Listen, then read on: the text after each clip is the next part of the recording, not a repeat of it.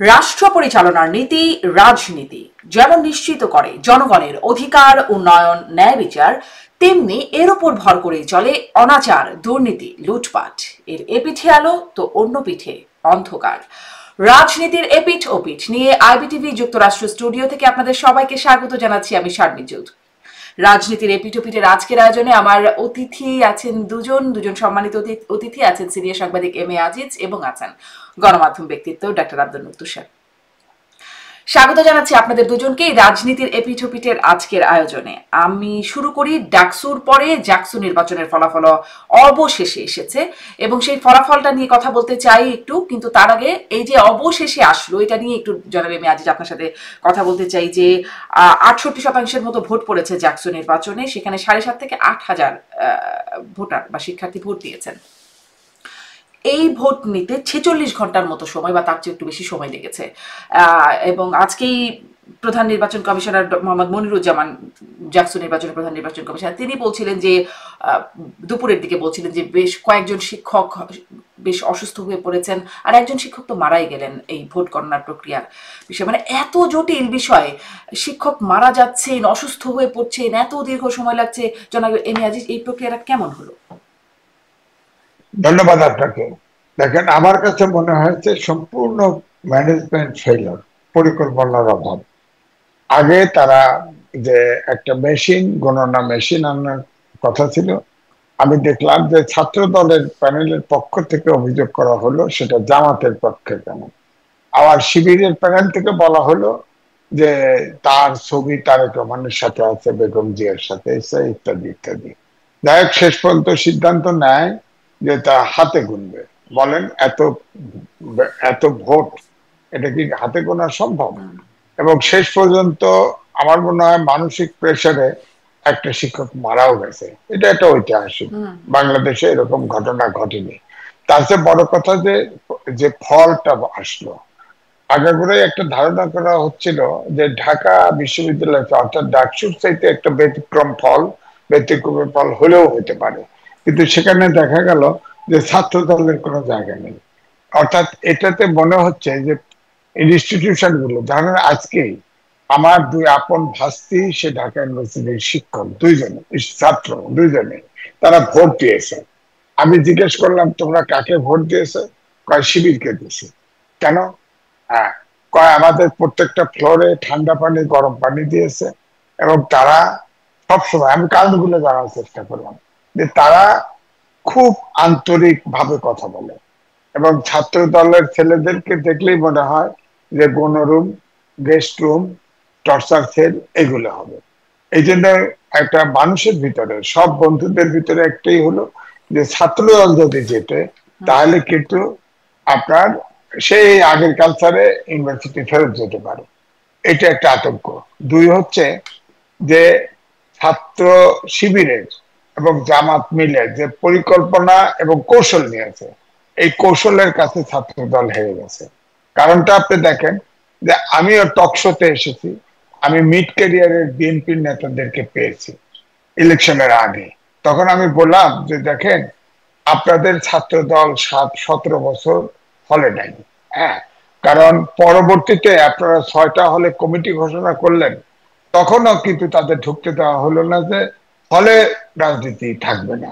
এবং সেখানে কিন্তু এখন দেখা যাচ্ছে যে এনসিপির নাম করে শিবির কিন্তু তাদের ধাওয়া দিচ্ছে, তাদের এই হলে কমিটি করতে দেয়নি। অর্থাৎ আমি বলবো যে এটা ভিতরে ভিতরে তারা অনেকটা মিশনারি ওয়ার্কের মতো। আপনি দেখেছেন ভিপি যিনি নির্বাচিত হয়েছেন শিবির থেকে, তিনি বলেছেন যে আমি যার বড় ভাই থাকবো, যার ছোট ভাই থাকবো, হলের ভিতরে যে কোনো কারোর সমস্যা হলে আমরা দেখবো, এমনকি পারিবারিক সমস্যা হলেও দেখবো, এটাই বলছে। সুতরাং তাদের এটা পলিটিক্স। আর একটা হলো আপনার যে ভিপি হলো, সে তো আসলে ছাত্রলীগের ছিল আন্দোলনের সময়, সে তো হেলমেট বাহিনী ছিল, অর্থাৎ তাকে বলা হচ্ছে গুপ্ত শিবির। যখন 5ই আগস্টের পরিবর্তন হলো, যখন ভিসি সাহেব সবার মিটিং ডাকলো যে ইলেকশন টিলেকশন করা যায় কিনা, হঠাৎ করে এই ভিপি বললো যে আমি ঢাকা ইউনিভার্সিটির শিবির প্রেসিডেন্ট। তখন আত্মপ্রকাশ হলো, অথচ সে ছাত্রলীগের সাথে আত্মীকরণ হয়েছিল এবং ছাত্রলীগ হিসাবেই ছিল সে, এবং ছাত্রলীগ হিসাবে কতজনের অত্যাচার নিপীড়ন করছে আমাদের জানা নেই।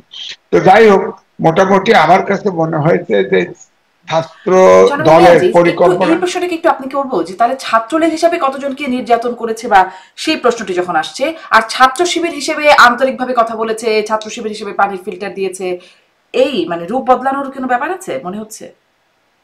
না, রূপ বদলানো তো আছে, সিচুয়েশন বুঝে। ধরেন তখনকার সময়ে একটা ব্যাখ্যা একজন দিয়েছে, তখন আত্মরক্ষার্থে তারা ওইটা করছে, ছাত্রলীগের ভিতরে অনুপ্রবেশ করে থেকেছে এবং ছাত্রলীগের মতোই আচরণ করেছে। এখন তারা যখন নির্বাচনে গেছে, তারা যেহেতু হলের ভিতরে ছিল, ছাত্র দল কিন্তু হলের ভিতরে ছিল না, হলের বাইরে। 17 বছর 111 সহ এই 17 বছর কিন্তু ছাত্র দল ঢুকতে পারে নাই। তো ছাত্র দলের সাথে ওখানকার রেগুলার ছাত্রদের তেমন সম্পর্ক নাই। আর বাইরে 50% বাইরে ছাত্ররা থাকে, তারা তো হলেও থাকে না। কিন্তু যারা হলে থাকে তাদের সাথে আলাপ আলোচনা করেই কিন্তু সিদ্ধান্ত নেয়। কারণ সারা ঢাকা শহরে হলে ছিটে ছড়ে ছিটিয়ে আছে, কিভাবে হবে? তারপরে ধরেন এই বিভিন্ন পরীক্ষার সময় কোচিং সেন্টার, নানান রকম চিকিৎসা সেন্টার, অ্যাম্বুলেন্স, নানান রকম মিশনারি সার্ভিস দেওয়া হয়। এখানে পলিটিক্সটা করাই হয় মিশনারি ওয়ার্কের ভিতরে। এবং আমি দেখছি, আমি তো ইউনিভার্সিটিতে ধরেন 71-এ ফার্স্ট ব্যাচ, আমি ইউনিভার্সিটি, তখন আমি তো দেখেছি, তখন ছাত্র সংঘ ছিল। ছাত্র সংঘ তো আমাকে নানান রকম সহযোগিতার হাত বাড়িয়ে তো তাহলে দিয়েছে। তো ভালো, হয়তো মানে আমি তাহলে তো বেশ ভালো, এরকম ভালো ভালো কাজ যদি করে তাহলে তো খুব ভালোই লাগে শুনতে। আমি আজ আমি আপনার কাছে আবারও আসবো, আপনি যে প্রসঙ্গটি উত্থাপন করলেন সেটি সহ আমি যে প্রশ্নটি দিয়ে শুরু করলাম, ডাক্তার আব্দুল লতিফ সাহেব, আপনার কাছে সেই প্রশ্নে আপনি এই যে একইভাবে জিজ্ঞাসা করি, ভোট প্রক্রিয়াটা এত যে জটিল মনে হলো, এত কষ্টসাধ্য, এত সময় সাপেক্ষ হলো, জাকসুর কথা বলছি, সেটি নিয়ে আপনার মূল্যায়ন, এবং ডাকসুর পরে জাকসুতেও যা দেখলাম ফলাফলে, যদিও ছাত্রদল বর্জন করেছিল একদম শেষের দিকে, ভোট গণনা শেষের, মানে ভোট গ্রহণের একদম শেষের দিকে, এই ফলাফলেও মানে আপনার কি মনে হচ্ছে, ফলাফল কোথাও নেই ছাত্রদল? ছাত্রদল কোথাও নেই এটা নিয়ে এত উদ্বিগ্ন হবার কি আছে? আরো অনেক দলও তো নাই। তো ছাত্র দলও নাই, হেরে গিয়েছে, জিততে পারে নাই। কিন্তু নাই মানে যে তারা একদম ভোট পায় নাই, ব্যাপারটা তা না। এম এ আজিজ ভাই ঠিকই বলেছেন যে দীর্ঘ সময় ধরে ছাত্র দলের বিরুদ্ধেই ছাত্রলীগ এবং আওয়ামী লীগের সরকার ব্যস্ত ছিল। ছাত্র দলের লোকজনকে নিগৃহীত করেছে, তাদেরকে ক্যাম্পাসে ঢুকতে দেয় নাই, অনেককে পরীক্ষা দিতে দেয় নাই, নানান ভাবে তাদের ছাত্র জীবন এবং রাজনৈতিক জীবনকে বিঘ্নিত করেছে। কেননা আওয়ামী লীগের মধ্যে একটা অত্যন্ত দৃঢ় আত্মবিশ্বাস তৈরি হয়েছিল যে তারা জামাত শিবিরকে শেষ করে দিয়েছে এবং ছাত্র দলকে শেষ করবে, তারা একা একা থাকবে। তো এই ঘটনা ঘটাতে গেলে যেটা ঘটে সেটা হচ্ছে আহ শেষ পর্যন্ত যে একা বাঁচার কথা চিন্তা করে সে আসলে বাঁচতে পারে না, তারই প্রথম ধ্বংস হয়।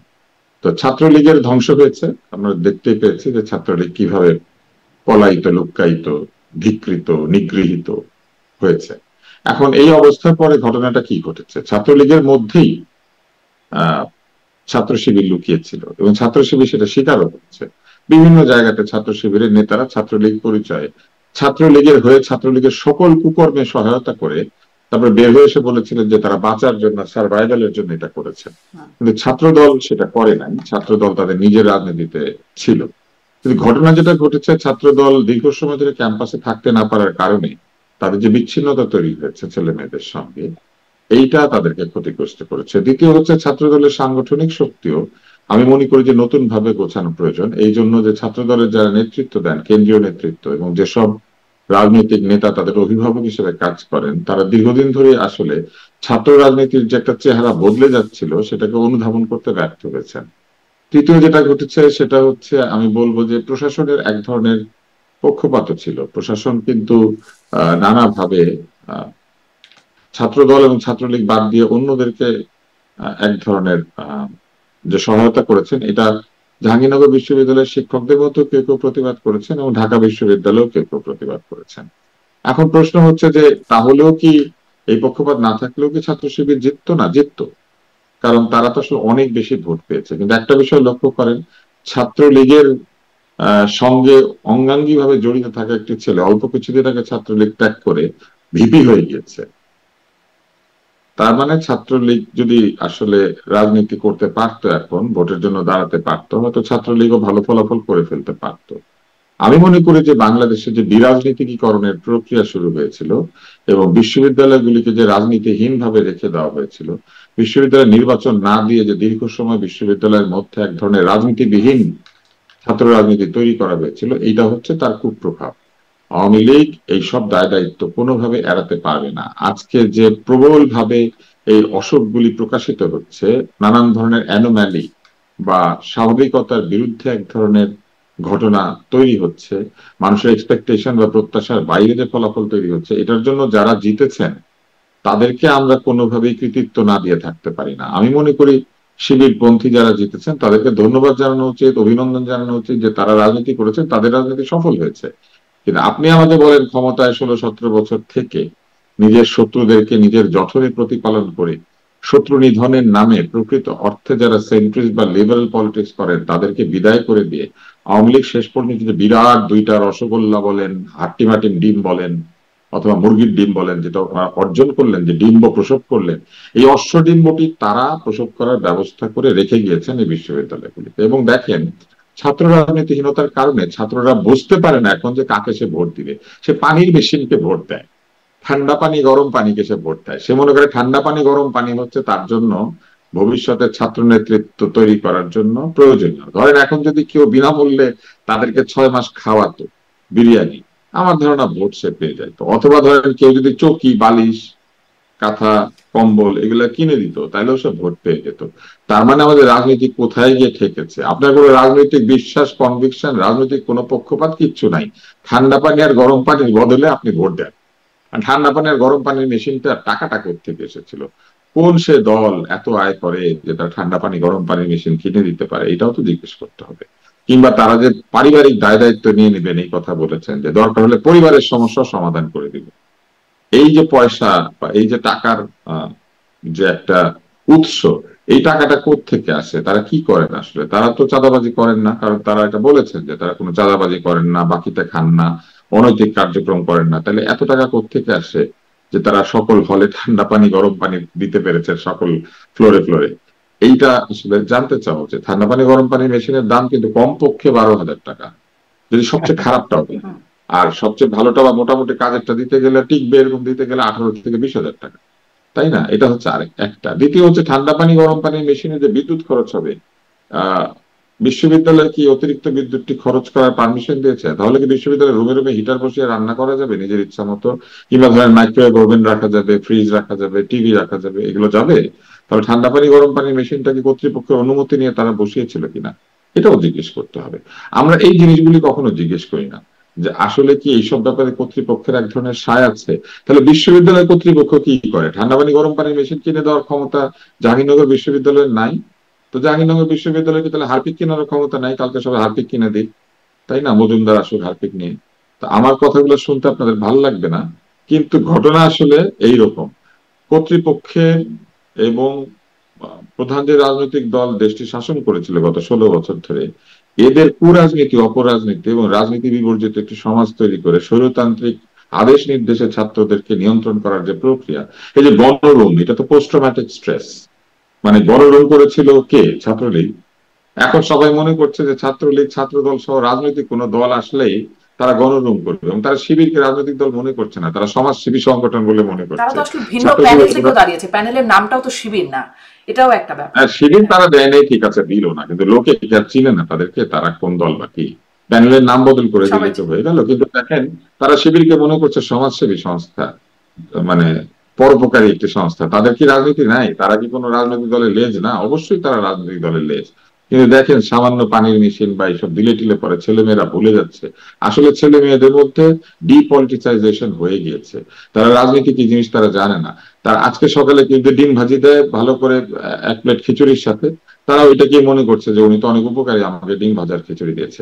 এই জায়গা থেকে ছাত্রদেরকে এবং রাজনীতিকে বের করে আনতে বিরাট কষ্ট। কিন্তু ডাক্তার তুষার, এটা কি আসলে তারা এই বিষয়টাকে দেখছে যে তাকে ফিল্টার দিয়েছে বা তাকে কি সহায়তা করলো সেটাই, নাকি তাদের এই অ্যাপ্রোচটা যে তারা আন্তরিক, তারা মানে সাহায্য করার মনোভাব পোষণ করে, তারা বিনয়ী ভাবে কথা বলে, আসলে অ্যাপ্রোচটা দেখছে নাকি যিনি বিষয়বস্তুটা দেখছে? ছাত্র নেতাদের কাজ আসলে কি? ছাত্র নেতাদের কাজ হচ্ছে শিক্ষার পরিবেশ নিশ্চিত করার জন্য কর্তৃপক্ষের সঙ্গে কাজ করা, অর্থাৎ বিশ্ববিদ্যালয় কর্তৃপক্ষের সাথে ছাত্র নেতারা একটা লিয়াজো মেনটেন করবেন। তারা এক ধরনের কালেকটিভ বার্গেনিং এজেন্ট, সিবিএ। তারা হলের সমস্যা গিয়ে বলবেন প্রভোস্টকে, তারা হলের সমস্যা গিয়ে বলবেন হাউস টিচারকে, তারা বিসি রেজিস্টার বিল্ডিং এ গিয়ে তারা জানাবেন তাদের অসুবিধার কথা। তারা কি নিজের পয়সা দিয়ে হল ঠিক করবেন? নিজের পয়সা দিয়ে ঠান্ডা পানি গরম পানি কিনে দেবেন? এইটা কি তাদের কাজ নাকি? তাহলে তো তারা বিশ্ববিদ্যালয়ের দায়িত্ব নিয়ে নিলেই পারে।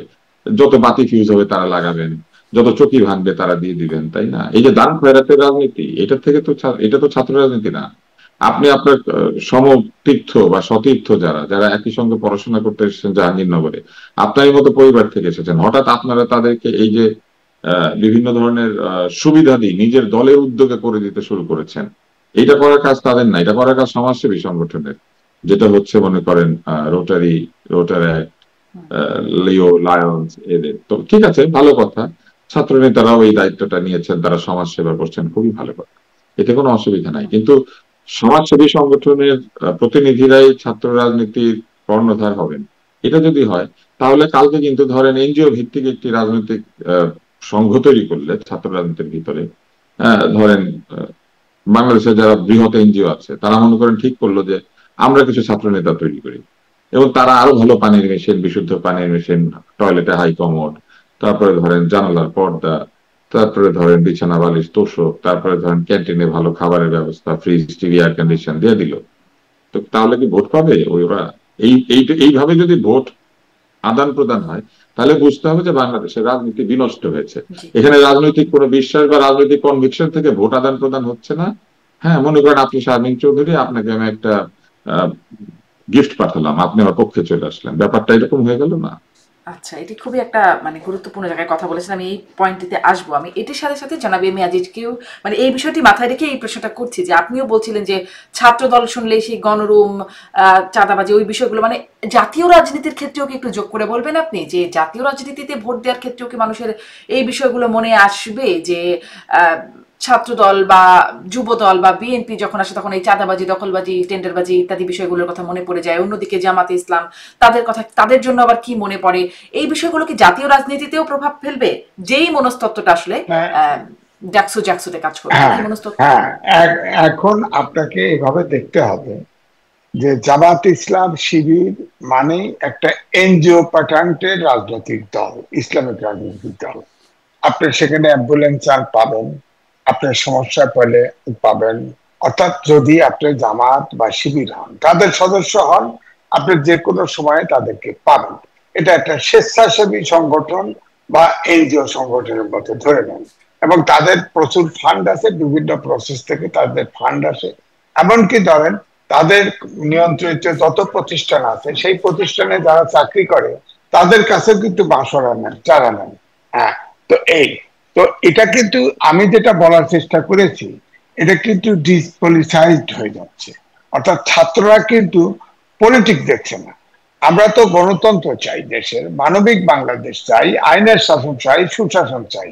এটা কিন্তু এখানে নাই। এখানে হচ্ছে মানবিকতাটা প্রধান। অর্থাৎ আপনাকে আমি সাহায্য করলে আপনি আপনার ভোট দেবেন, আপনাকে সব সাহায্য করার বিষয়টা তাদের কাছে আছে, সব অস্ত্র এইগুলো দেওয়া হচ্ছে। অর্থাৎ সামাজিক কাজ। আমার বক্তব্য হচ্ছে রাজনীতিটা তো গণতান্ত্রিক রাজনীতি তো গুপ্ত রাজনীতি দিয়ে হয় না।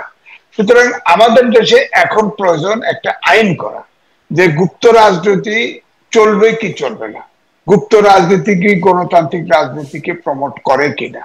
যদি গুপ্ত রাজনীতি তাহলে আন্ডারগ্রাউন্ডে যান। গুপ্ত রাজনীতি না করে আসলে উপায় কি? ধরুন যখন ছাত্রলীগ ক্যাম্পাসে দাপিয়ে বেরিয়েছে, তখন তো আসলে শিবিরের রাজনীতি করার কোনো সুযোগও ছিল না। তো গুপ্ত না থাকলে কি করবে? বা যদি বলি এখন ছাত্রলীগ তো একদম উধাও হয়ে যায় নাই, তারা এখন কি করবে? গুপ্ত রাজনীতি তো কোনো না কোনো ভাবে তো রাজনীতি থাকতে হলে তো জি না, এই জন্য বলছি সাধারণ ব্যবস্থা পরিবর্তন আনতে হবে। কারণ এইটা পরিস্থিতিটা তৈরি হয়েছে কারণ রাজনৈতিক দলগুলির ছাত্র সংগঠনগুলি লেজিসলেটি করে। আপনি আগে দেখেন ছাত্রলীগ এবং ছাত্র দল, এই যে 17 বছর ছাত্র দল ক্যাম্পাসে ছিল না, সবসময় কিন্তু চেষ্টা করছে বল প্রয়োগ করে ছাত্রলীগকে আপনার নিয়ন্ত্রণ করা, পারে নাই। ঠিক ওইটাই কিন্তু ইলেকশনের সময় আসছে, ওইটা খেয়ে গেছে, সবার কাছে মাথার ভিতরে ঢুকে পড়ছে যে হায় হায় যদি ছাত্রলীগ পড়ে, ছাত্রলীগের আপনার বল প্রয়োগ করে ছাত্র দলও বল প্রয়োগ করে। সুতরাং ছাত্রলীগের পরিবর্তে যদি ছাত্র দলও ক্ষমতায় আসে, তাহলে তারাও তো সেই গেস্টরুম, গণরুম, শক্তি প্রয়োগ এগুলি করতে পারে। এটা একটা বড় ধরনের। আর 2 নম্বর হচ্ছে যে সব ছাত্রদেরকে কিন্তু বেনিফিট দেওয়া হয়েছে, যার যেটা প্রয়োজন। পড়াশোনা দরকার, কোচিং সেন্টারে যান, বেতন নাই, পয়সাটা দিয়ে দিল।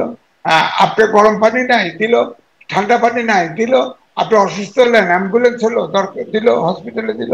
হসপিটাল, তাদের হসপিটাল আছে, প্রয়োজনে চিকিৎসা দিল, সবই দিল। অর্থাৎ একটা মানুষকে মানে রীতিমতো নিজস্ব করে দেওয়া, এটা একটা এনজিও প্যাটার্নকে, এটা কিন্তু আমি বলবো এটা বিরাজনীতিকরণ।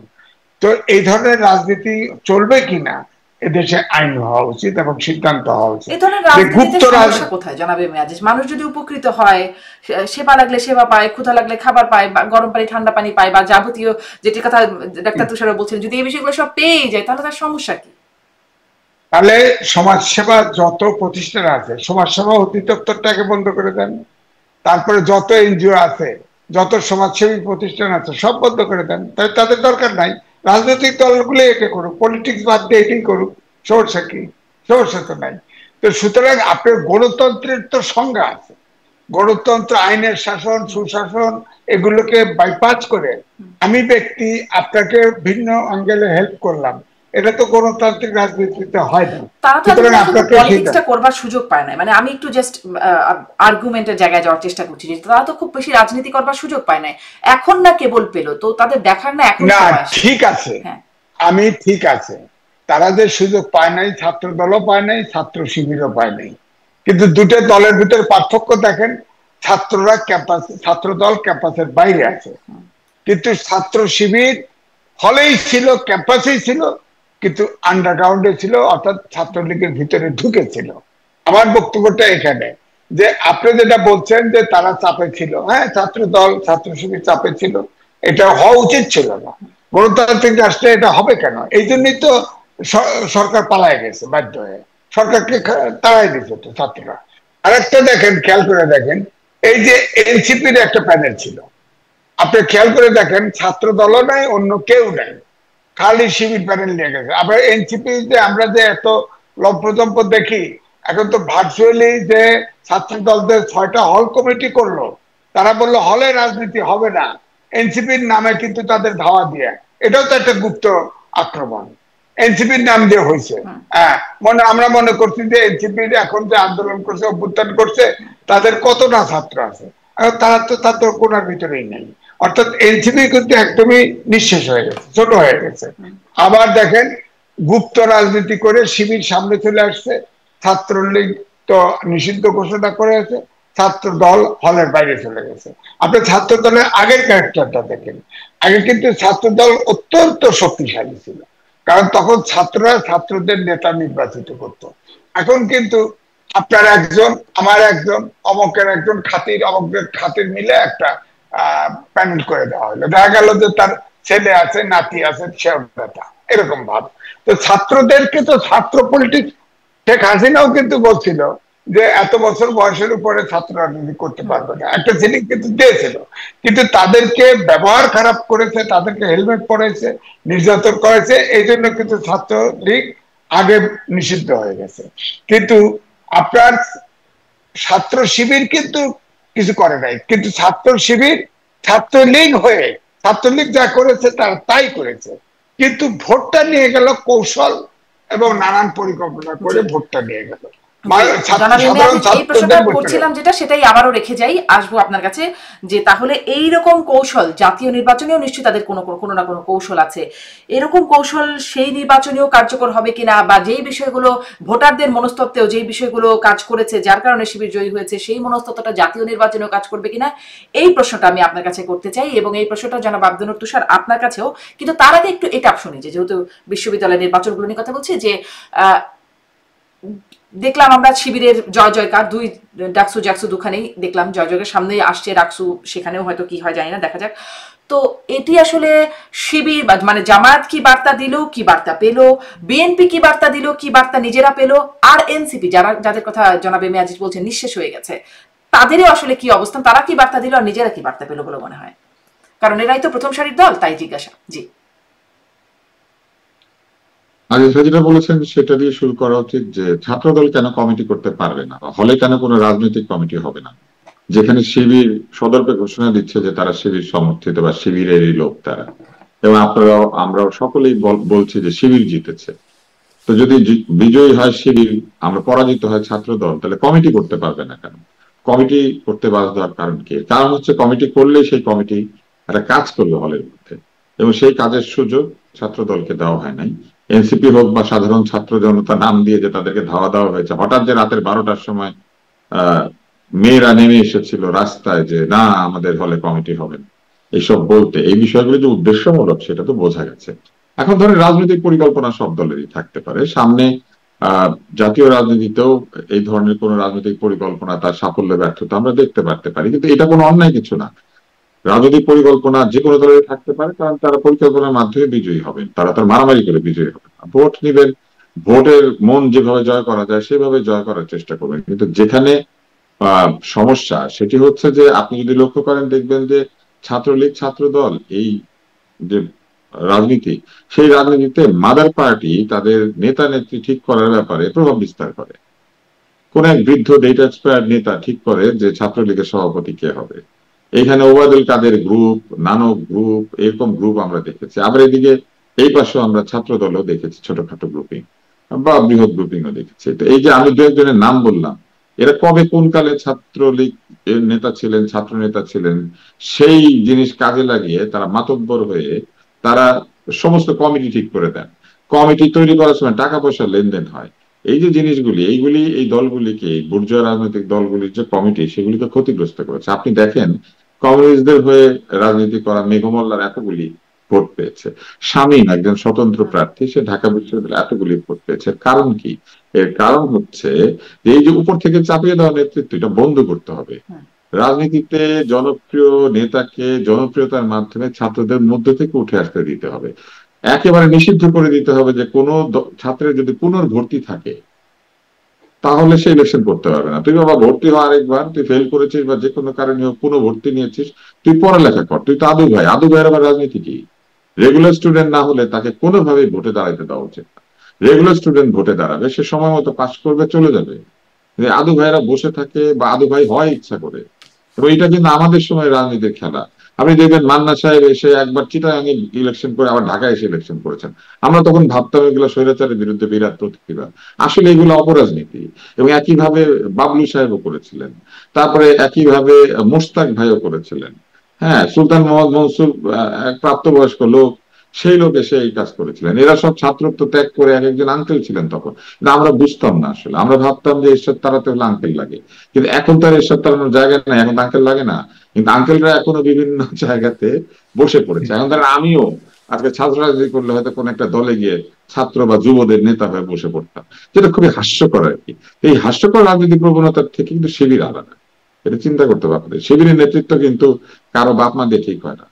এবং আপনি যদি প্রশংসা করতে না পারেন আপনার শত্রুকে বা যেই হোক আপনার, এটা হচ্ছে আরেকটা ছোট লোকই। যদি তারা তাদের পার্টির মধ্যে এক ধরনের প্রক্রিয়া চালু করেন, যে প্রক্রিয়া তারা কাজে লাগাতে পারছে, তাহলে যেটা ভালো সেটাকে ভালো বলতে হবে। এটা তো অবশ্যই ভালো। বাপমা দিয়ে কি আসলে রাজনীতি হবে নাকি? বাপমা দিয়ে কি আমাদের ধর্মেও আছে নাকি যে বাপমার হিসাব ছেলে মেয়ে বহন করবে বা ছেলে মেয়ের হিসাব বাপমা বহন করবে? আসলে নাই।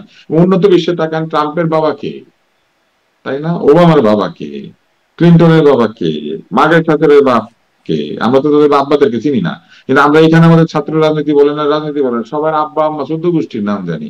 এমনকি আত্মীয় স্বজন, মামাকে, খালাকে, চাচাকে, ফুপাকে, ভাইগনাকে, ভাগ্নিকে, ভাগ্নার বাচ্চাকে, এইগুলো শুদ্ধ আমাদের আওয়ামী লীগ চিনাই দিয়ে গেছে। আওয়ামী লীগ তো মোটামুটি তার বংশ তালিকাকে আওয়ামী লীগের মধ্যে প্রতিষ্ঠিত করেছিল। যে এইসব রাজনীতি যে শেষ পর্যন্ত খারাপ হবে, এটা তো আমরা তখন বলেছি বলে আমরা হয়েছি শত্রু। আবার এখন যখন বলছি এখন আমরা শত্রু হচ্ছে।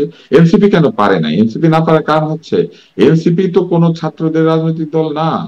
এনসিপি এমনকি আন্দোলনের থেকে তৈরি হওয়া দল যদিও হয়, বাট আন্দোলনের সমস্ত কৃতিত্ব এনসিপির কাছে নাই।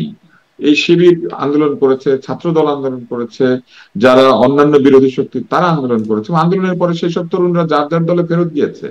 তারা কি এনসিপি রাজনীতি করার জন্য বসেছিল? তা তো বসে থাকে নাই। যে কারণে ছাত্রদের রাজনীতি যেহেতু এনসিপি আগে করে না, এনসিপির নেতারা যেহেতু নিজেরাও ছাত্রলীগ, ছাত্র শিবির, ছাত্র দল থেকে এসেছেন, তাদের অতীতের রাজনীতি তো এইসব দলের সাথে। তো স্বাভাবিকভাবেই তাদের সমর্থকরা তো তাদের আগের দলে রয়ে গিয়েছেন এবং তারাই এখানে ভোটাভুটি করেছেন, যে জন্য এনসিপির সমর্থিত যদি কোনো অংশ থাকে তারা ভোট নিতে পারে নাই, জি কারণ তাদের নেতারা যে দলে ছিলেন ওই সেই সব দলেই আবার ভোট নিয়েছে। তাদের তো ছাত্র রাজনীতির কোনো ইতিহাস নাই, বা জনাব এম এ আজিজ যেভাবে তাদের বলছিলেন হয়ে যে এনসিপি ছাত্র নিঃশেষ রাজনীতি হয়ে করার গেছে। কোনো ক্রেডিট আছে এমন নেতা নাই। এবার হচ্ছে তৃতীয় প্রশ্নটা, সেটা হচ্ছে যে আপনি জানতে চেয়েছেন যে এই যে একটা পরিস্থিতি, এই পরিস্থিতিটা আসলে আমাদেরকে কোথায় নিয়ে যেতে পারে। তা আমি শুধু দুই লাইনে বলি, এইটা হচ্ছে ডিপলিটিসাইজেশনের বা বিরাজনীতিকরণের প্রথম একটা ফলাফল আমরা দেখতে পাচ্ছি, যেখানে ছাত্ররা এখন কোনোভাবেই রাজনৈতিক প্রজ্ঞা আছে এমন নেতা নির্বাচনের চেষ্টা করছেন এবং তারা ধরে নিয়েছেন যে বিশ্ববিদ্যালয় প্রশাসন কিছু করবে না, তার রুমের ফ্যান বিশ্ববিদ্যালয় প্রশাসন দিবে না, তার বাথরুমের কমোড কিংবা তার বাথরুমের যে সিঙ্ক বা বাথরুমের যে কল সেটা বিশ্ববিদ্যালয় প্রশাসন দিবে না, মানে বিশ্ববিদ্যালয় প্রশাসন তারই কিছু দিবে না। একটা পড়াবে, কিন্তু শিক্ষক নিয়োগ করবে, রেজিস্ট্রার বিল্ডিং এ যাবে, অনেক দেন দরবার করে সার্টিফিকেট পাবে, সে একদিন বাইরে আসবে। এইটুকুই হচ্ছে বিশ্ববিদ্যালয় প্রশাসনের কাজ। কিন্তু বিশ্ববিদ্যালয়ের যে ভৌত সুবিধাদি, এই সুবিধাদি নিশ্চিত করা যে প্রশাসনেরই কাজ, এইটা ছাত্ররা ভুলে গিয়ে ভাবছে যে এটা ওই ছাত্রদের লোকজন করে দিবে, মানে নেতা নেত্রীরা করে দিবে। তো ব্যাপারটা যে কত খারাপ, অর্থাৎ কিন্তু ডক্টর বিশ্ববিদ্যালয় আব্দুল মুক্তার প্রশাসনের আমি একটু এখানে একটা কাছে প্রশ্ন তাদের করতে ন্যায্য চাই। দাবি না করে হ্যাঁ তারা শফিক ভাইয়ের কাছে নিজেদের দাবি করছে, এবং শফিক ভাই তাদেরকে লুঙ্গি কিনে দিচ্ছে, গামছা কিনে দিচ্ছে, টয়লেট কিনে দিচ্ছে, যা দরকার সেটা কিনে দিচ্ছে। আপনি এই বলছেন এখানে রাজনীতিটা আসলে বিরাজনীতিকরণের জায়গা তৈরি হয়েছে, ছাত্ররা এখন অবশ্যই নিজেদের ব্যক্তিগত ছোট ছোট স্বার্থ বা পুরোপুরি যা যে যা দরকার সেই বিরাজনীতিকরণ বিষয়গুলো তাকাচ্ছে। হয়ে কিন্তু আমি যাচ্ছে, প্রশ্নটা ডক্টর এটাই আব্দুল কিন্তু মুক্তার এটা ব্যাপার। করতে আপনি চাই। দেখেন যে আওয়ামী লীগ নাই, হ্যাঁ বিএনপি নাই, কমিউনিস্ট পার্টি নাই, কোন স্বীকৃত রাজনৈতিক দল নাই, এমনকি একটা রাজনৈতিক দল নতুন গজিয়েছে তারাও নাই। আছে কারা? কোচিং করায়, টাকা দেয়, পড়ায়, অনেক কিছু করে, মানে তারা সমাজসেবী একটি রাজনৈতিক সংগঠন। তো তারা আছে, তার মানে সমাজ সেবা হয়ে গিয়েছে এখন রাজনীতির প্রধান কাজ। তারা আছে, বাকিরাও তো ছিল, ভোট তো করেছে, অল্প স্বল্প ভোট পেয়েছে, না, কেউ তারা ভালো তো ভোট ভোট পেয়েছে। পাচ্ছে না, সামান্য পাচ্ছে, হ্যাঁ কম পাচ্ছে, জিততে পারছে না কোথাও। জিততে তার পারছে মানে না ওই কিন্তু ভোট রাজনীতিকে পাচ্ছে। মানুষ প্রত্যাখ্যান করেছে, অন্তত ভোট এইবার পাচ্ছে। করেছে। কিন্তু আমার এটাই প্রশ্ন ছিল যে বিরাজনীতিকরণ হচ্ছে বলে আপনারা বলছেন, আপনি বলছেন ছাত্ররা এখন রাজনৈতিক প্রজ্ঞা দেখে না। এখানেই আমি আবারও প্রশ্নটা করছি যে রাজনৈতিক প্রজ্ঞা যে দেখছে না, এটা আমরা এখন কিভাবে বুঝতে পারি বা এটা কিভাবে আমরা বলতে পারি?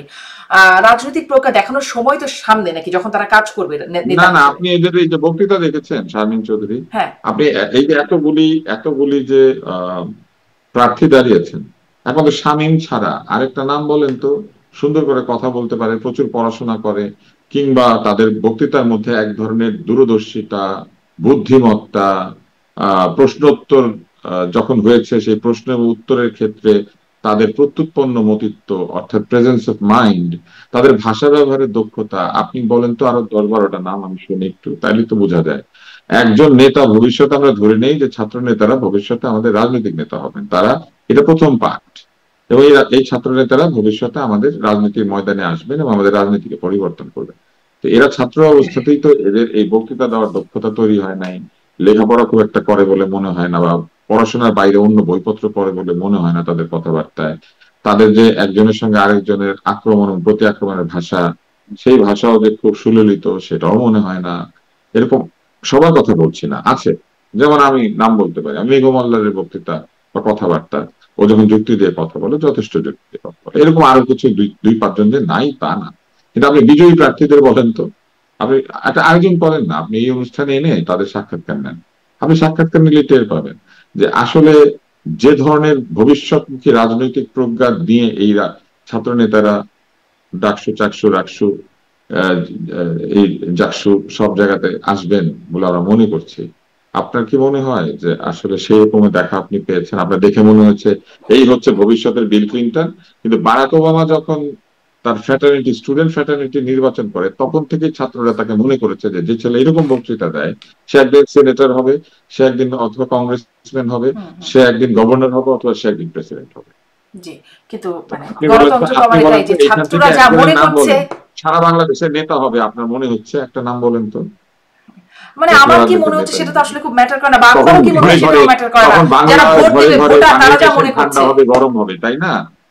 এরা যখন ভবিষ্যতের রাজনীতি যাবে, বাংলার ঘরে ঘরে পানির মেশিন ঠান্ডা হবে, গরম হবে, বাংলার ঘরে ঘরে লুঙ্গি গামছা তোয়ালে যাবে, বাংলার ঘরে ঘরে চৌকি যাবে, তাই না? ঘটনা তাই ঘটবে না? এইভাবে কি রাজনীতি হবে ভবিষ্যতে? জি, মানে এটাই আসলে প্রশ্ন করছিলাম যে আমি মানে আমরা যাকে ভাবছি ভালো হতে পারতো বা ভালো হবে, ছাত্ররা যা মনে করছে তার একটা প্রতিফলন ঘটেছে এখানে। আপনি এম এ আজিজও বলছিলেন বিরাজনীতিকরণ, এখানে আমি আসলে বারবার প্রশ্নটা করছি বিরাজনীতিকরণ কেন হচ্ছে। এবং এম এ আজিজ ওই প্রশ্নটা কিন্তু এবার আমি একটু আসতেই চাই যে জাতীয় রাজনীতিতে এই ভোটারদের এই মনস্তত্ত্ব এবং প্রার্থীদের বা দলগুলোর এই কৌশল, এর প্রভাব কেমন পড়বে বলে মনে হয়? আচ্ছা শোনেন, বিরাজনীতিকরণ কেন বলবো? জি বলবেন। আমার আপন ভাতিজি আমার প্রতিদিন এসে খেয়ে যায় আমার বাসায়। হ্যাঁ। আমি জানি না সে কাকে ভোট দিচ্ছে, আমি শুনে স্টান। এখন আপনি দেখেন, আমার কাছে যেটা মনে হয়েছে যে এই যে ডাকসু বলেন, আপনার জাকসু বলেন, ডাকসু বলি নির্বাচন, ডাকসু যতগুলো ধরেন, এটা 8th ডাকসু নির্বাচন হয়েছে 54 বছরের ভিতরে। কিন্তু যতবার ডাকসু নির্বাচিত ভিপিজিএস থাকতো, সব আন্দোলনে তারা কিন্তু অগ্রভাগে ছিল। কিন্তু এবারে যে ডিজাস্টারটা হলো, এই ডাকসুর ক্যারেক্টার পরিবর্তন হয়ে যাবে, দিচ্ছে বটে, কিন্তু কোন দল কিন্তু এই এই এখন ডাকসুর নেতৃত্বে কোনো আন্দোলনে যাবে না।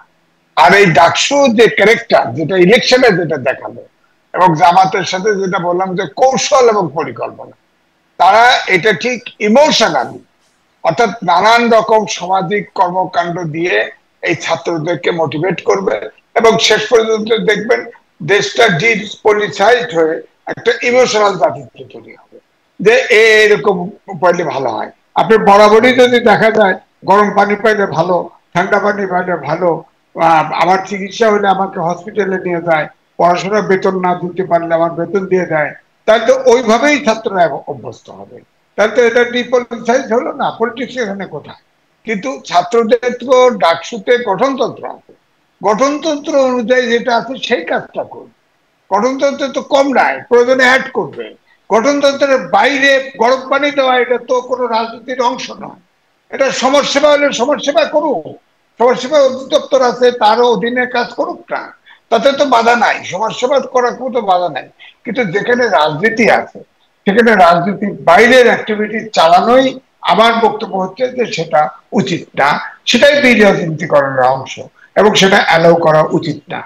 আপনি, আমি এইটাই বলছি যে এই কিন্তু ইলেকশনে এটা যদি ছাত্রদল দুইটা করতে চাইতো বা অন্য দলগুলো তাদেরকে কেউ বাধা দিত যে তোমরা এই সমাজ বাধা দিত না, বাধা দিত না, কিন্তু তাদের ইমেজটা তারা তো এখনো গরম পানির তো বারান্দায় নিতে পারতো না, কারণ তাদের হলে তো প্রবেশ করার সুযোগ নাই। এক, ছাত্রলীগ এবং ছাত্র দলের ফেস ভ্যালু তো একই, ওরা শক্তি প্রয়োগ করছে না। আগে ছাত্রদল যখন বিএনপি ক্ষমতায় ছিল শক্তি প্রয়োগ করছে না, এখন ছাত্রদল আওয়ামী লীগ যখন ছিল ছাত্রলীগ প্রয়োগ করছে।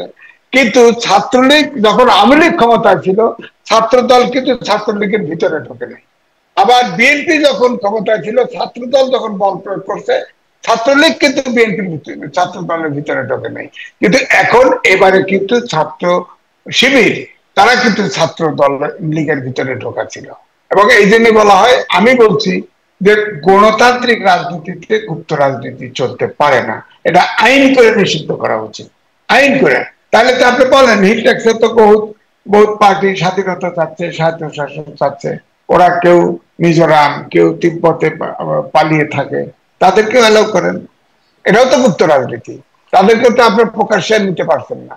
সুতরাং প্রকাশ্য রাজনীতি মানেই গণতান্ত্রিক রাজনীতি, আপনাকে এখন প্রকাশ্যে রাজনীতি করতে না দিলে কি হবে? ধরুন এখন ছাত্রলীগ, তারা তো একটা বড় ফোর্স ছিল বা আছেও, তারা তো সবাই উদ্যোগ হয়ে যায়, এই প্রশ্নটা না, আপনার প্রশ্নটা তো এটাই করতেছেন, এটা তো আমরা আশা করি না। তারা সবাই গণতন্ত্রের স্লোগান দেয়, কেউ ধরেন নানান ইস্যু তৈরি করে, এ রাজাকার, সুতরাং একে ইয়ে করো, নির্মূল করো, এ স্বাধীনতা বিরোধী শক্তি নির্মূল করো, এ মুক্তিযুদ্ধের পক্ষের শক্তি, তাকে সুযোগ দাও। এরকম তো ছিল এক সময়। এখন হচ্ছে যে সিচুয়েশন যেটা করা হচ্ছে, আপনি দেখেন মুক্তিযোদ্ধারা কোনো কথা বলতে পারবে না, মত চলে যাবে, মুক্তিযুদ্ধ যাবে। দেখেন কয়েকটা ঘটনা ঘটল না। এখন বিএনপি হচ্ছে মুক্তিযোদ্ধার দল, শহীদ president Ziaur Rahman sector commander ছিল, তার দল, সেখানে আশ্রয়, মুক্তিযুদ্ধের আশ্রয় নাই, কোন প্রতিবাদ করছে? আপনি খেয়াল করছেন? ফজলুর রহমানকে বরঞ্চ 3 মাস সে অ্যাডভাইজার, 3 মাস তার পথ স্থগিত করছে। তাহলে আপনার মুক্তিযোদ্ধারা কেউ দাওয়াতে জয়েন করবে বলেন? কোথায় যাবে বলেন? আওয়ামী লীগ তো কার্যক্রম নিষিদ্ধ, হ্যাঁ মুক্তিযোদ্ধা বলতে মুক্তিযোদ্ধা দিয়ে একটা পলিটিক্স করে, ভুয়া মুক্তিযোদ্ধা ভরে ফেলছে। তো সুতরাং আমাদের তো এখন মুক্তিযুদ্ধ যারা করছে, ধরেন আমি মুক্তিযুদ্ধ ছিলাম, আমার তো কোনো আশ্রয় জায়গা নেই, কেউ বিশ্বাস করে না আমাদের, কারো জায়গা নাই তো আমার। এখন যদি আমি কথা কই ববাসী করবে।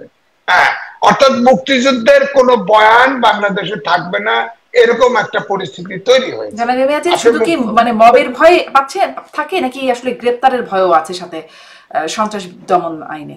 না, গ্রেপ্তারের ভয়ে শোনেন, যখন 5ই আগস্টের পরিবর্তন হলো তখন প্রেস ক্লাবে বৈষম্য বিরোধী, তখন তো এনসিপি ছিল না, বৈষম্য বিরোধী ছাত্র দলের ছাত্র গ্রুপের একটা টিম আসলো, এসে তারা তালিকা করে দিল যে এরা ফেসিবাদের দোষর, তাদের প্রেস ক্লাবের মেম্বারশিপ চলে গেল।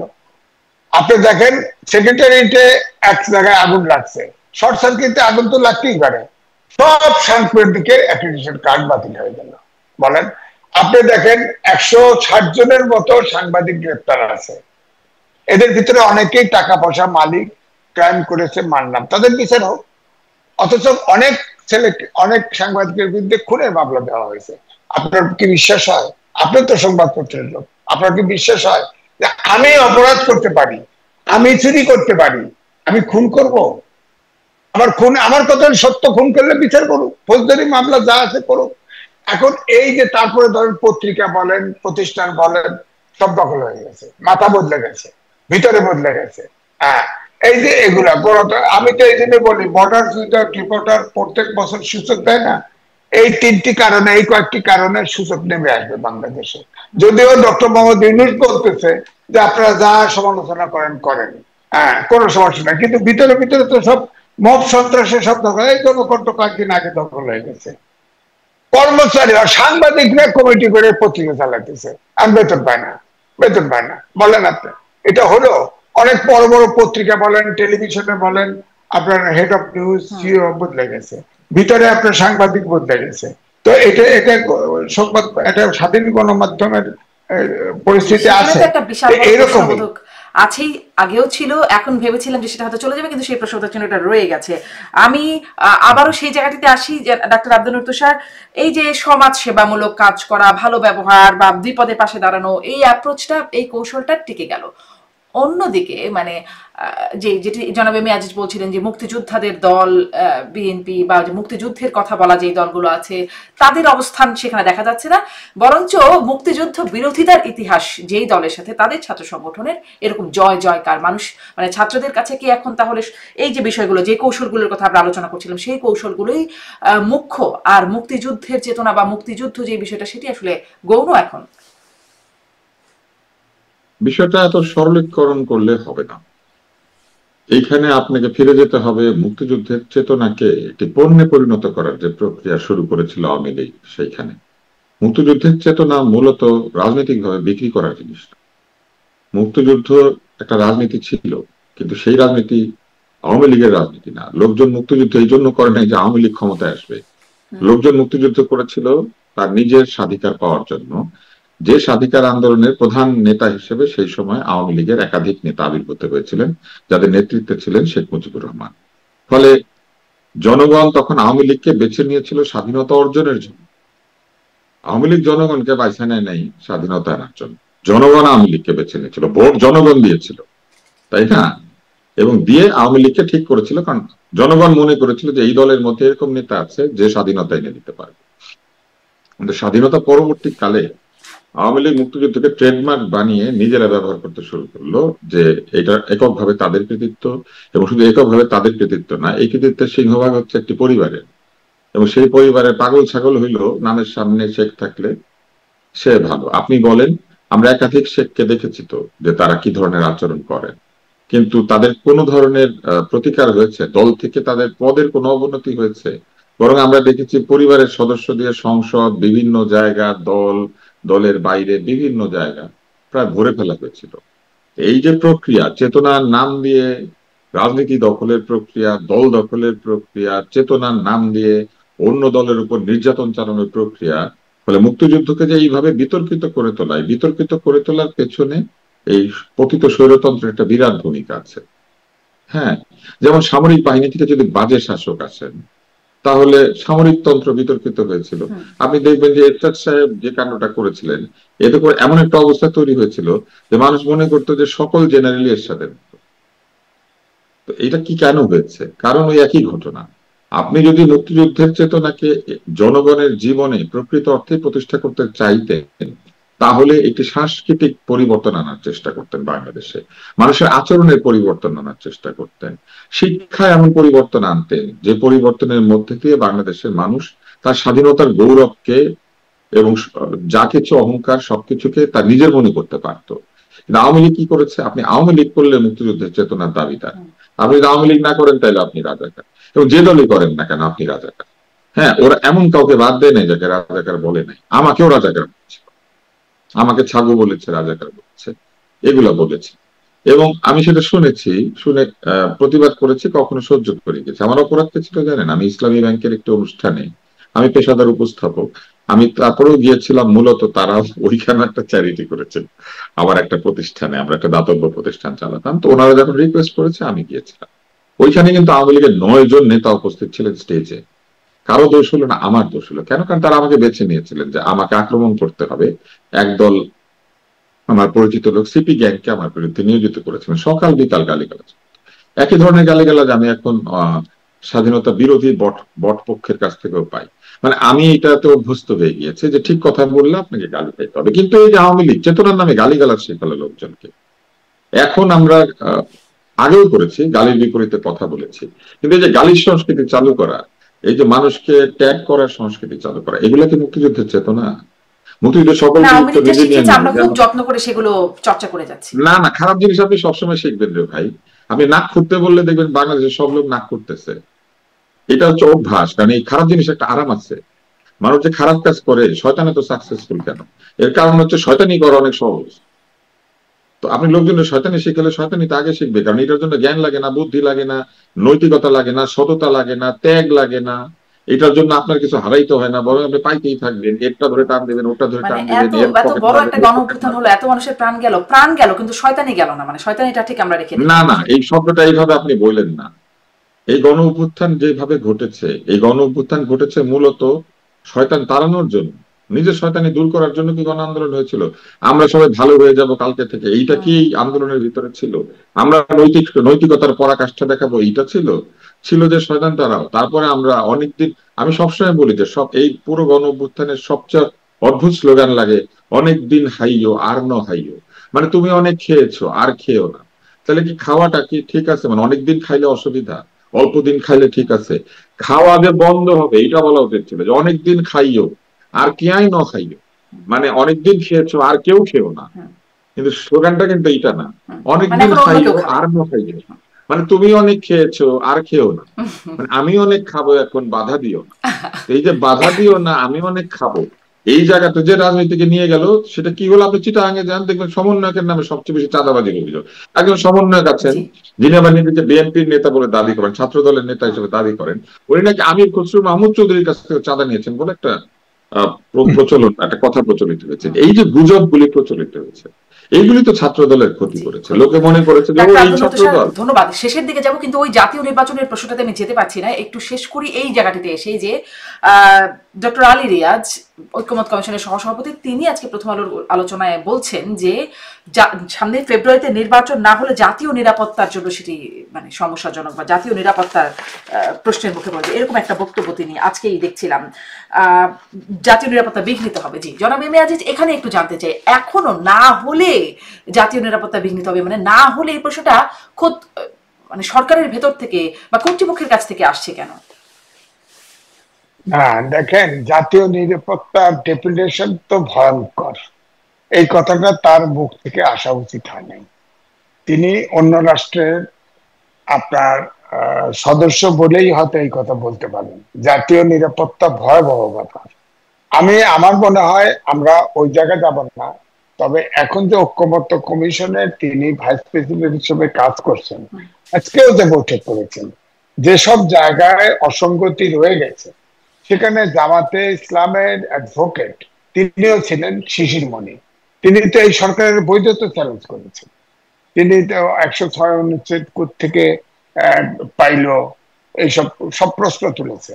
তা আমার তো মনে হয় জামাতে ইসলাম, বিশেষ করে আমি বলবো, সাথে তো স্বাভাবিকভাবে এনসিপি যাবে, ইসলামিক আন্দোলন যাবে, এরা যাবে। এই ঐক্যমত্য কমিশনের তো সমাধান হচ্ছে বলে আমার কাছে মনে হচ্ছে না। এবং তখন আপনি এটাই আমি বলবো, জাতীয় নিরাপত্তা হুমকির স্বরূপ মানে তো ভারত এসে এই দেশ দখল করতে পারে না। এই দেশ তো রক্ত দিয়ে স্বাধীন করা, ঠিকই এটা প্রতিহত হবে। কিন্তু আমাদের কথা হচ্ছে আমাদের রাষ্ট্র ব্যবস্থাপনার পরিবর্তন ঘটে যাবে কিনা এই চিন্তায়। যেমন ধরেন ফেব্রুয়ারিতে বলা হয়েছে সরকারের পক্ষ থেকে, সিরিয়াসলি বলা হয়েছে যে অবশ্যই আগামী বছরের ফেব্রুয়ারির প্রথমার্ধে নির্বাচন হবে। হ্যাঁ, কেউ ঠেকাতে পারবে না। কিন্তু আপনি দেখেন এই অনেকগুলো ঘটনা ঘটে, যেমন আমরা এই ডাকসুর নির্বাচন নিয়ে আলোচনা করলাম, সেরকমই নেপালে যে যে কারণে যা যা ঘটেছে, আপনার বাংলাদেশে সেই পরিস্থিতি বিরাজ করছে। এখন আমরা পিসফুলি সরকার পরিবর্তন হবে নাকি নেপালের মতো করে হবে, এটার জন্য অনেকেই মনে আছে, জনশ্রুতি আছে যে এরকম ঘটনা ঘটতে পারে। সামনে আবার আমাদের দেশে নেপালের মতো পরিস্থিতি ঘটতে পারে বলে আপনি আশঙ্কা করছেন? নেপালের মতো করতে পারে, অথবা 111 এর মতো শান্তিপূর্ণ ভাবে হতে পারে। এই সরকার ফেব্রুয়ারিতে নির্বাচন দিতে পারবে না, করতে পারবে না, এই ধারণাটা মানুষের ভিতরে, সচেতন নাগরিকদের ভিতরে, কিন্তু পলিটিশিয়ানদের ভিতরে এই ধারণাটা কিন্তু শক্ত হয়ে গেছে, বদ্ধমূল হয়ে গেছে। সুতরাং আমাদেরকে, আমার মনে হয় দুর্যোগ আছে।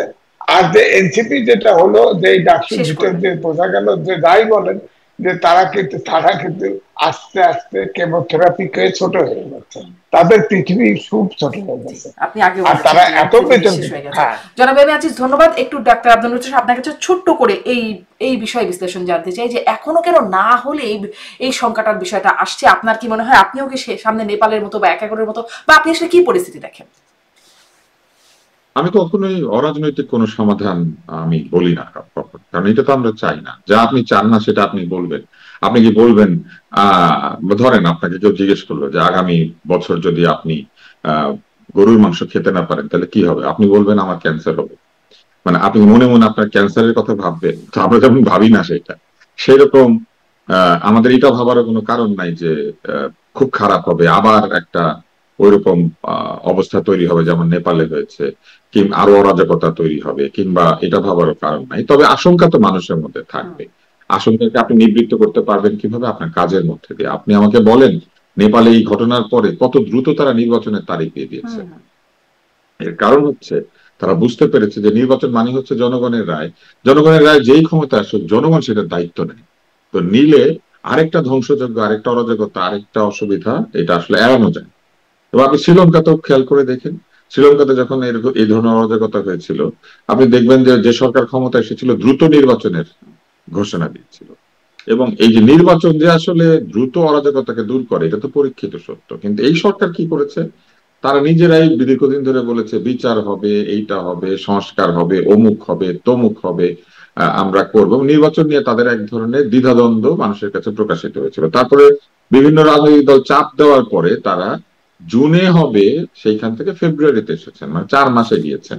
এখন প্রশ্ন হচ্ছে, যদি ফেব্রুয়ারিতে নির্বাচন না হলে পরে বিরাট জাতীয় নিরাপত্তার হুমকি হয়, তাহলে ডিসেম্বরে হলে হুমকি তো আরো কম হওয়ার কথা। তাহলে আরো আগে কেন নির্বাচন দিয়ে দিচ্ছেন না? তাহলে তো হুমকি আরো কমে যাওয়া সম্ভব। মানে ফেব্রুয়ারিতে হইলে ভালো হবে, ফেব্রুয়ারির পরে গেলেই হুমকি হয়ে যাবে, তাহলে ডিসেম্বর হয়ে গেলে আরো হুমকি কম হইতো না? এটা হচ্ছে একটা যুক্তি। আর দ্বিতীয় যুক্তি হচ্ছে, জাতীয় নিরাপত্তা হুমকির মুখে পড়বে কেন? জাতীয় নিরাপত্তার জন্য তো একজন ব্যক্তিকে অ্যাসাইন করা হয়েছে। এই সরকার তো একজন ব্যক্তিকে অ্যাসাইন করেছেন, যিনি কিনা জাতীয় নিরাপত্তা নিয়েই সারাদিন সকাল বিকাল চিন্তা করেন। আর এই যে ভদ্রলোক আলী রিয়াজ সাহেব এটা বললেন, উনি কি হঠাৎ ওই যে এরকম হয়েছে? আমি শেষ করি, আমি আপনাকে একটা গল্প বলি। আমাদের ছোটবেলায় একটা পত্রিকা প্রকাশিত হয়েছিল, নাম উন্মাদ। এটা আমেরিকার ম্যাড ম্যাগাজিনের অনুকরণে। তো সেটা যে প্রথম সংখ্যা, সেইখানে তারা সিনেমাকে এক ধরনের ট্রল করতো। তো সেখানে তারা কার্টুন করেছিল, দ্য রেইন নামে একটা ছবি ছিল। তো দ্য রেইনের বাংলা ছিল যখন বৃষ্টি এলো, তো তারা করেছিল দ্য ব্রেইন, যখন বুদ্ধি এলো। তা আমার উন্মাদ পত্রিকাটা সেই দ্য ব্রেইনের কথা মনে পড়েছে, যখন আলী রিয়াজ সাহেব বলেছেন যে ফেব্রুয়ারি মাসে নির্বাচন না হলে জাতীয় নিরাপত্তা হুমকির শিকার হবে, তখন আমার মনে হয়েছিল দ্য ব্রেইন, যখন বুদ্ধি এলো। অনেক ধন্যবাদ, অনেক ধন্যবাদ ডক্টর আব্দুল তুষার, অনেক ধন্যবাদ জনাব এম এ আজি, আপনাদের দুজনকেই ধন্যবাদ। দর্শক এতক্ষণ সাথে থাকবার জন্য আজকের মতো বিদায় নিচ্ছি আইবিটিভি ইউএস এর নিয়মিত আয়োজন রাজনীতির এপিটুপি থেকে।